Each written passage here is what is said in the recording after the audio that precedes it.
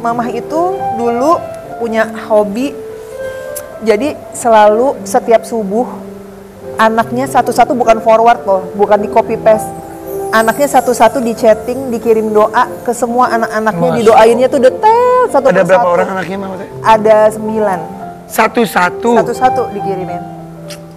Dan detail personal gitu? Iya. Ke virus doanya apa satu-satu, gitu? Iya, setiap subuh Masya pasti Allah, selalu Masya mengirim. Allah. Dan itu bukan besok diulang lagi, enggak, mengetik bener-bener diketik. Iya. Tapi ini teman aku ada ditinggalkan oleh ibunya, terus dia nulis di statusnya, dia yang bikin aku nyesek juga. Siapa yang akan mendoakan aku lagi gitu? Bener. Ya Allah.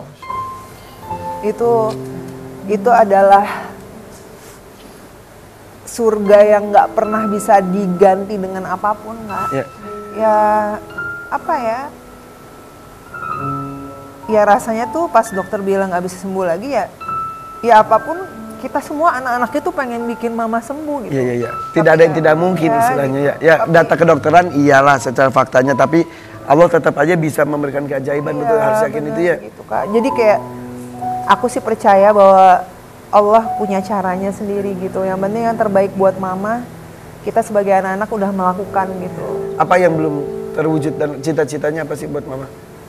Apa ya? Kayaknya mama tuh gak pernah menuntut, gak pernah menuntut, gak pernah minta.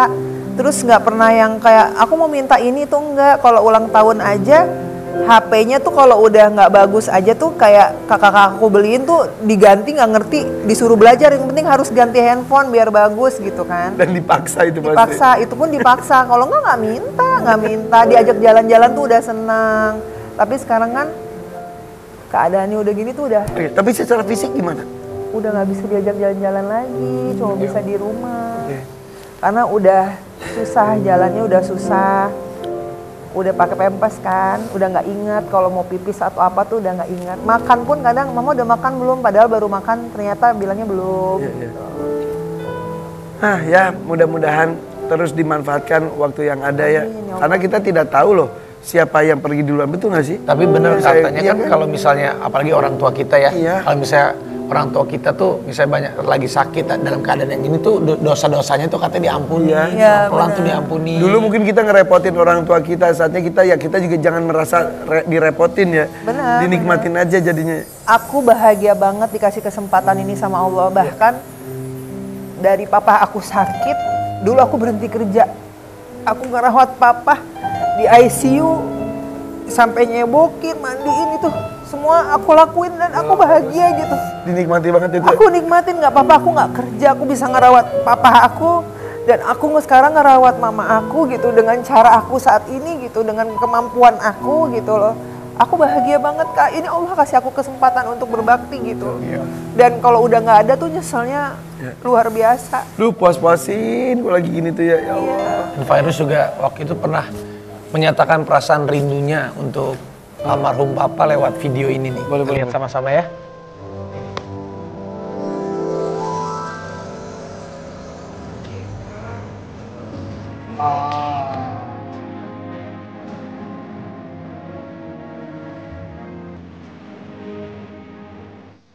Itu AI yang itu tuh luar biasa ya. Mewakili kerinduan kita pada orang-orang zaman dulu kita ya. Ya kayak real banget gitu. Jadi aku pas dibikinin video itu sama salah satu fans gitu, dia nge-DM aku muter ulang-ulang. Terus aku bilang, kayak real banget ya. Kalau papa ada tuh, aku bisa dipelukin kayak gini gitu kan. Aku kan dekat banget kan. Banget. Jadi kayak,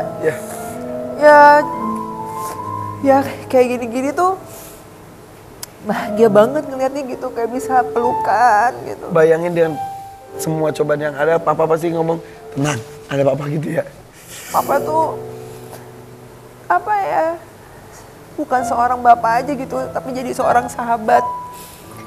Sahabat yang kayak, aku cerita apa aja tuh boleh gitu, gak pernah ngelarang aku gini gitu. Waktu aku hamil Fas, pertama kali, itu yang sadar aku hamil, bukan diri aku, tapi papa. Masa? Iya, sampai bilang, kamu kayaknya hamil deh. Ah enggak, masa sih? Sedekat gitu. itu berarti Bapak ya? Jadi waktu aku hamil Fas tuh papa yang doain, yang ngelus-ngelus sampai Fas lahir.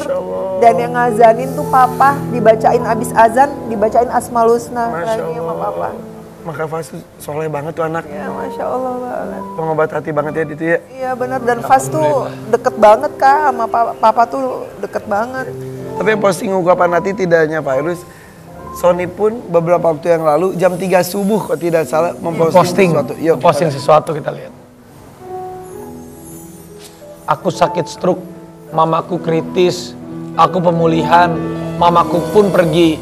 Hidup memang tak selalu bercanda. Otakku sakit, sekarang hatiku pun sakit. Ternyata begini rasanya. Allah Maha Tahu, kita tak tahu apa-apa. Bismillah dan nama Allah yang Maha Pengasih dan Maha Penyayang. Kembali lagi ke cerita tadi ketika ibunda Sony meninggal dunia. Sony kan tidak boleh stres. Terus apa yang terjadi? Waktu aku ngasih tahu dia tuh bingung. Jujur aku bingung banget. Duh, ngomongnya apa ya? Dia belum tahu. Enggak, waktu pas subuh-subuh itu. Iya, Fairuz tahu. Iya, aku tahu. Karena kan kebetulan dirawatnya di rumah sakit keluarga kan. Jadi aku selalu update keadaan mama gitu. Jadi Terus kamu ngasih taunya gimana? aku kayak, duh. Terus tiba-tiba pas dapat kabar itu, si Sony tiba-tiba ngomong, Kak, mama udah nggak ada ya.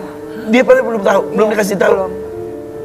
Kok bisa? Iya, dia kayak ngerasain. Feelingnya Iya. dia. Innalillahi wa inna ilaihi raji'un. Terus langsung nangis-nangis dia di kasur gitu kan. Aku kayak bingung, ya Allah, ketakutan kondisi sakitnya dia. Terus tapi aku tahu juga yang dia rasain, aku pernah rasain gitu.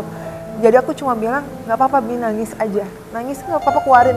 Daripada gitu. ditahan terus jadinya justru. Iya, karena Sony tuh deket banget sama mamanya. Langsung nangis ngeraung-raung. Iya, udah ini banget. Dan Sony itu aku saksi ya, dia itu setiap syuting itu ibunya pasti disamperin. Jadi dia ke rumah ibunya dulu makan, ngobrol sama mama, selalu kayak gitu. Setiap hari dia lakukan.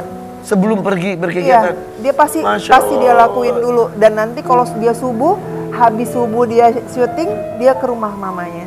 Dan itu selalu dilakuin. Oh, Sony gitu. Iya, setiap hari dia datangin. Aduh, mamanya bahagia banget pasti. Wah, bahagia banget itu, dan sampai bilang selalu dimasakin. Terus nanti Sony dimasakin mamanya zaman waktu belum sakit. Karena seneng pasti mama saat itu Iya, ya. sedekat itu Dan Kak. betapa patah hatinya Sony kemarin berarti. Hatinya benar-benar hancur ya Kak, dan itu aku memahami. Aku bilang rasain aja nggak apa-apa. Terus dia sempat nanya ke aku, dia bilang, Bi, rasa ini waktu kamu ngerasain ini kapan hilangnya? Terus aku bilang nggak akan hilang, aku bilang gitu. Karena kita kehilangan orang tua kita.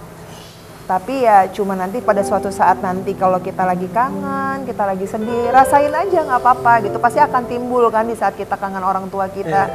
Dan aku nggak apa-apa kamu lakuin itu, keluarin aja gitu. Jadi sampai semalam nih Kak, baru semalam aku pulang, aku buka pintu, dia setiap hari dari pertama kali mama meninggal sampai detik ini Yasin nggak putus buat mamanya. Itu dia baca Yasin terus sendiri di rumah tuh, dia baca terus buat mamanya gitu.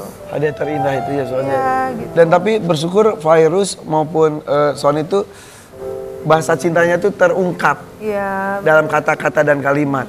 Nah tapi beda lagi dengan bintang tamu kita berikutnya. Ini merasa suaminya itu katanya kayak tembok. Tidak tahu tentang rasa yang dipendam di hatinya. Tapi tentunya juga tetap sayang dan tetap cinta. Pastinya. Yuk kita sambut. Ini dia Riana Dea.